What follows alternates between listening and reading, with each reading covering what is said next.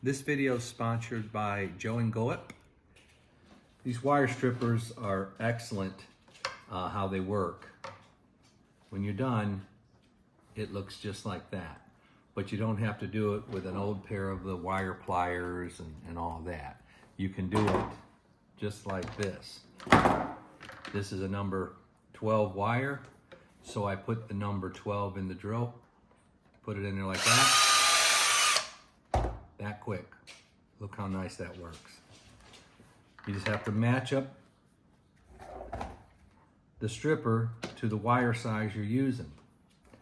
And then when you want to